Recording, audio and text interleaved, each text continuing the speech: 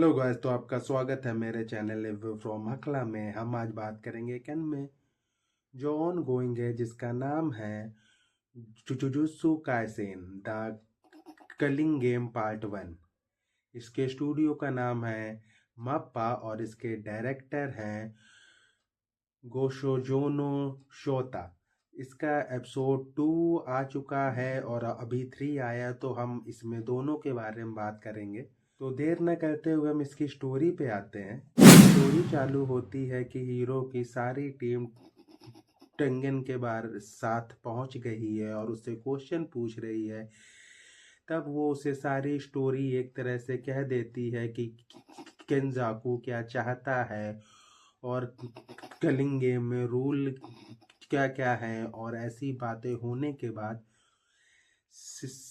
Episode 3 हो जाता है एक तरह से चालू। माँ की जा रही है जेनिन क्लैन के यहाँ पे कल्च टूल्स लेने के लिए, तो उसको लोग रोकते हैं। तो वो कहती है जो इस क्लैन का हेड है उसने मुझे अंदर जाने की परमिशन दी है और उसे कोई रोक नहीं पाता। लेकिन जब वो टूल्स के रूम में पहुंचती, वहाँ कोई टूल्स नहीं होता और सीन चेंज होता है कि वहाँ के लोगों ने एक तरह से प्लान किया है कि हम दोनों बहनों को मार देंगे और उमी को भी मार देंगे, ये उनका प्लान होता है। और जब वो देखती है कि उसकी बहन पहले ही मार खा के लेटी हुई है, तो वो अपने अंकल के ऊपर अटैक करने का फैसला लेती है, पर वो बहुत जल्दी हार जाती है। फिर वो उन दोनों को लेके एक रूम में जाता है जहाँ ढेर सारी स्प्रिट कैद हैं, और वो जब वहां से बाहर जाता है वो सोचता है कि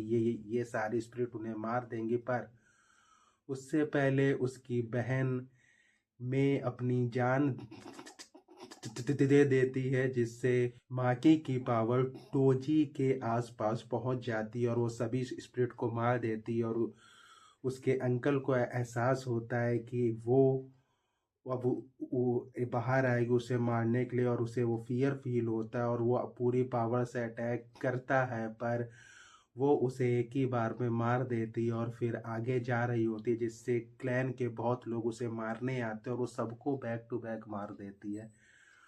और फिर जो क्लैन के पावरफुल मेंबर है वो भी उसे रोकने आते हैं, वो उन्हें भी ब्रूटल रूप में मार देती। और फिर शो होता है कि नाबोया उससे फाइट करने आया और ऐसा फील होता है कि वो माकी को हरा देगा, पर माकी सिर्फ लास्ट में उसे एक घूसे में हरा देती। फिर वो अपनी माँ को ढूंढती है और ढूंढ के उसे भी मार देती है और वापस जा रही होती, तो शो होता है कि नाबोया की अभी मौत नहीं हुई है।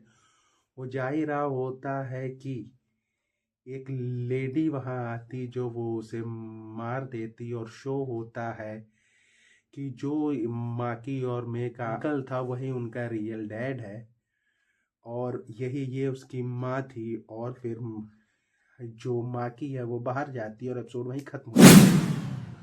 तो हम बात करते हैं इसके रिव्यू की, क्योंकि ये जो एपिसोड 2 आया था पहले, वो ऐसा फील हुआ कि कहानी इतनी लंबी खींचने की नीड क्या है, क्योंकि उसमें कुछ भी नहीं था। बस बात हो रही है और गेम के रूल्स के बारे में बात हो रही है, और एपिसोड 2 उन्होंने वहीं पे खत्म मार दिया था।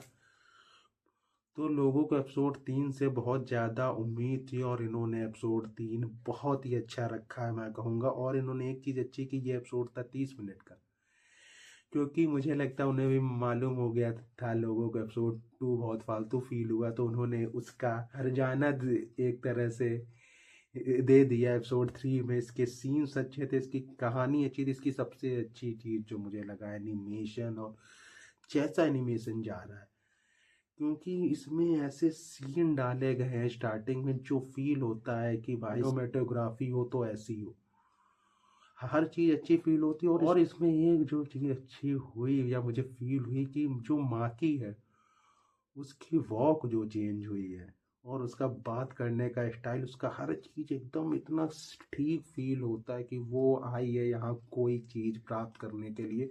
फिर जब वो सबको मारती है वो सीन भी बहुत ही अच्छे थे, लेकिन इन्होंने एक तरह से लास्ट में ये शो कर दिया, वो ताकतवर हो गई, पर टोजी बहुत ताकतवर था क्योंकि उसका पूरा जो क्लैन था टोजी का नाम जानता था। उन लोग ये कहते हैं कि अगर टोजी चाहता हमको मार देता, उसने नहीं मारा, इसीलिए हमारा क्लैन अब भी एग्जिस्ट कर रहा है।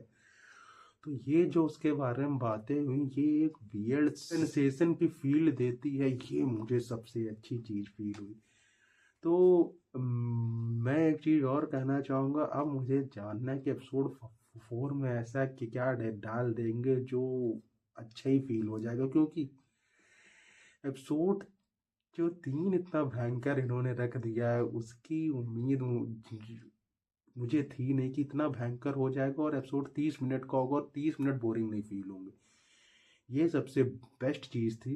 मैं इसको अगर रेट करूं 10 में से मैं दूंगा, वो जो एपिसोड 2 था उसको मैं दूंगा 3 पॉइंट, क्योंकि उसमें कुछ भी शो नहीं हुआ, लेकिन उसके बाद भी वो एपिसोड भी कहीं बोरिंग फील नहीं हुआ था। पर ये जो एपिसोड आया है इसको मैं दूंगा 10 में से 9.5। बहुत ही अच्छा एपिसोड था, पर अगर ये चाहते फाइट सीन और अच्छे हो जाते, क्योंकि जो लोग ये एनिमे देख चुके हैं, इसका सीजन 1 सीजन 2 देखा,